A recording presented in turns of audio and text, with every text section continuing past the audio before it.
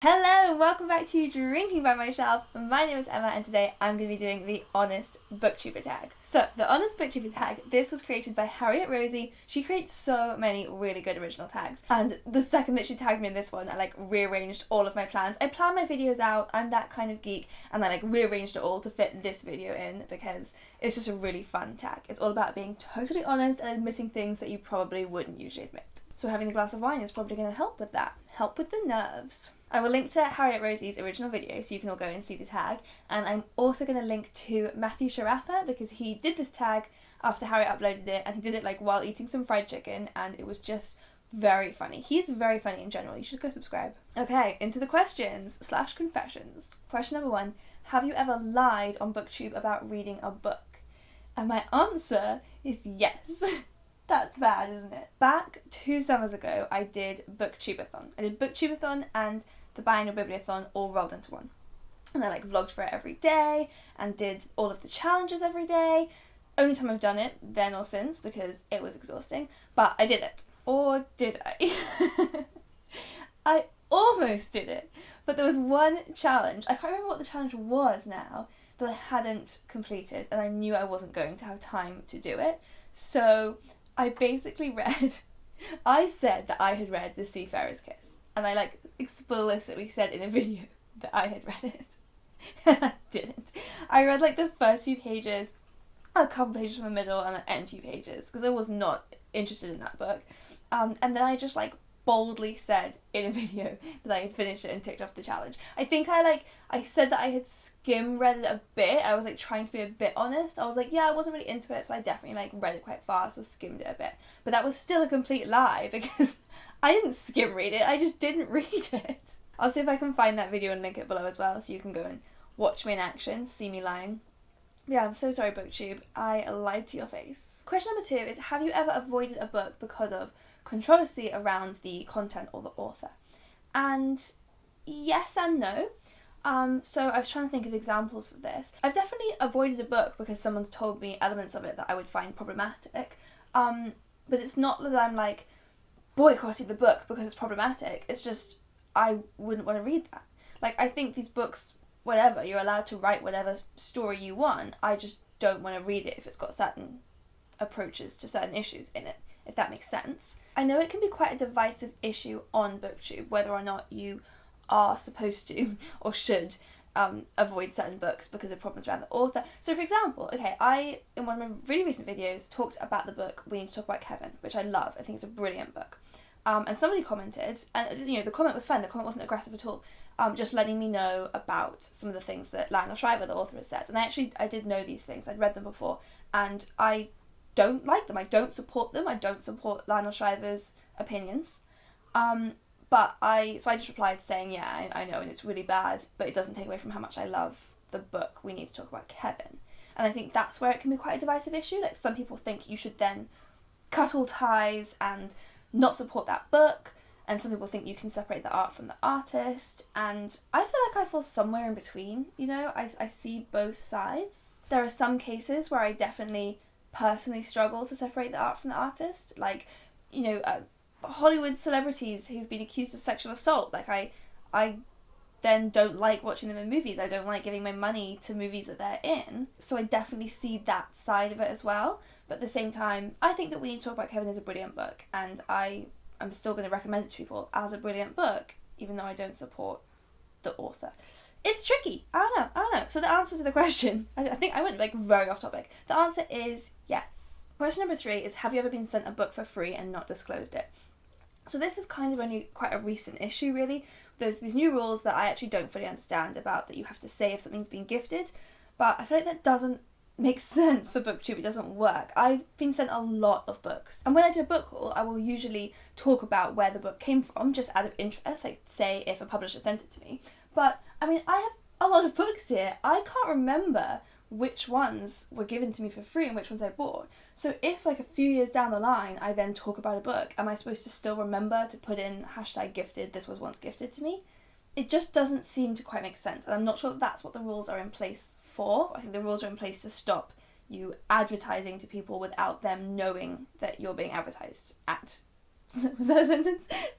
So if you're just talking about a book because you like it and you happen to have been given it, you're not promoting any agenda other than the fact that you like it. So yes, I am sure multiple times I've talked about books on my channel without disclosing that I got them for free, and technically I don't know the rules about this now. I should probably look into it because, you know, I do a lot of stuff on YouTube, but I think it's all a bit silly. Question 4 is, have you ever bought a book with no intention of reading it? And my gut instinct when I read this question was like, yes, I probably have. But then I couldn't think of an example when I have. So I feel like I haven't exactly, but I've kept books with no intention of reading them. As you guys know, if you've watched some of my balancing the books, sometimes I keep a book and take it off my TBR. Like, for example, I bought the latest Jonas Jonasson book. Well, it's not the latest one, but I bought one of the newer ones, Hitman Anders, with every intention of reading it. Then found out that a lot of my friends who'd read it didn't think it was very good and it wasn't really worth it.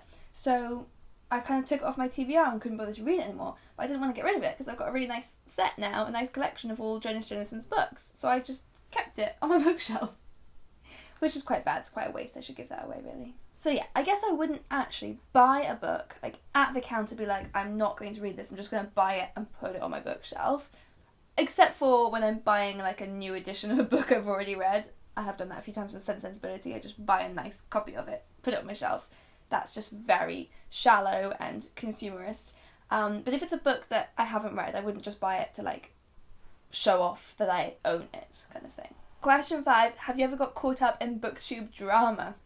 I love this question because it made me think about all of the booktube dramas that there have been. Oh my god, am I going to talk about this? The answer is no, but I have really wanted to sometimes. So, and mainly, like, the thing that I've wanted to get involved in is just to say, this drama is so stupid. Like, I read it and I'm like, oh my god, how is a whole community of people fighting about this stuff when it's so meaningless? This is such a smart community. It talks about books and interesting things. Why do you care so much about dick soap? Oh my god, remember dick soap. But I never have. I've always resisted it because ultimately, if I think it's really petty and silly, it'd be very hypocritical of me to actually get involved. But oh my god, I've wanted to. A few years ago, there was Booktubeathon, and Ariel made one of the rules that, because she always has one silly rule. Most of them are about like challenges of books, and then she has a silly one. And this one was, read a whole book while wearing a hat. It's just silly. It's just fun. It's just silly. And somehow, people took it as an actual like offence against them, because either they didn't own a hat, or they were like, I do my reading on the tube, so I can't wear a hat. Like, oh, what? And it wasn't just that they were like, oh, it's annoying, I can't do that challenge. It was that they thought that Ariel had somehow insulted them, or like offended them. That it was like problematic that she had picked this challenge because not everyone can read while wearing a hat.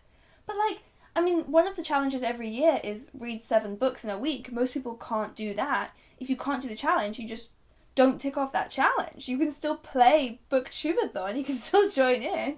You just don't have to wear a hat if you don't have to wear a hat. I'm going to have to change my answer after this because I've always said no, I've never got involved, but this is me getting involved. My other one, now that I'm getting involved, was about guru gossip. Oh boy, did that explode on BookTube Twitter. There is this site called Guru Gossip. I thought everyone knew about it. It's quite an old site, it's quite famous, and it's where people who watch YouTube go and talk about YouTubers, and they often criticize them, they often say negative stuff, they say whatever they want. It's just like a forum where they just talk about YouTubers. I've never written anything on it, but I do read it. I find it quite fun sometimes to read the gossip. Sometimes I look for my name to see if anyone's said anything about me. One person did once, so they liked my content. Yes. But anyway, somehow, Book Twitter only just discovered Guru Gossip a few months ago, and they were fuming. And there was so much anger directed at Guru Gossip. But what the people were saying made no sense. They were saying that it was really cowardly and that if these people thought this, they should come and comment it on their videos, which is the exact opposite of what any of us would want. If people find me annoying, I don't want them writing in my comment section that gets like notified straight to me, I think she's annoying. If they want to go to talk to their friends on a forum about it, that's fine. That's obviously fine. But again, BookTube Twitter was talking about it, not just like, oh, I found it and it's upsetting. Because, you know, fair enough, it can be upsetting if you're being talked about. I haven't, luckily, had the experience of really being on there. So, totally fine to be upset. But again, it was as if, like, these people were evil for having written on Guru Gossip.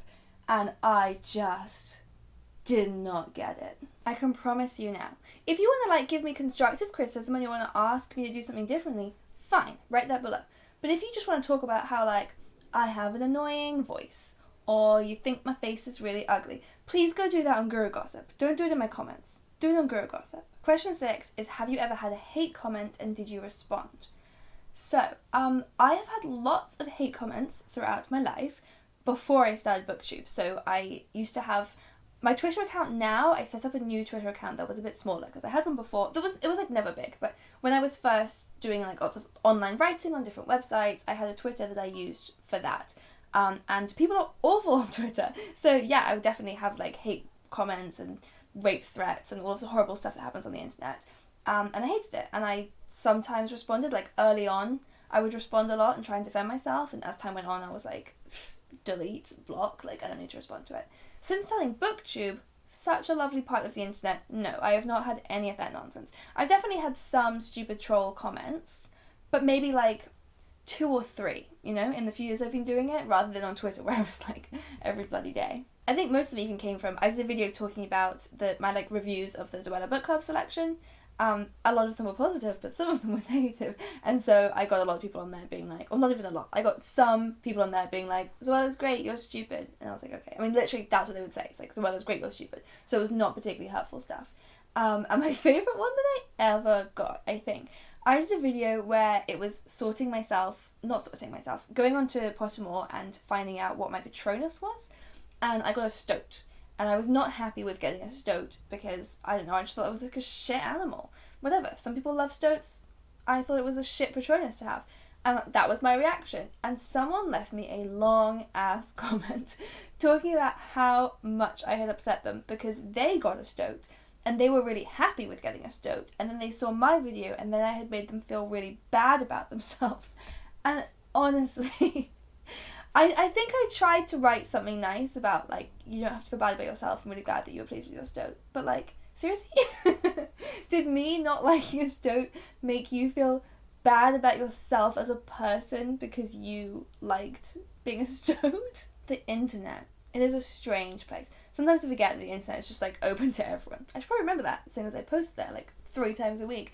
The internet is just open to everyone. And that includes people that I would not be friends with. And if you post on the internet, you're going to have to hear their perspectives as well.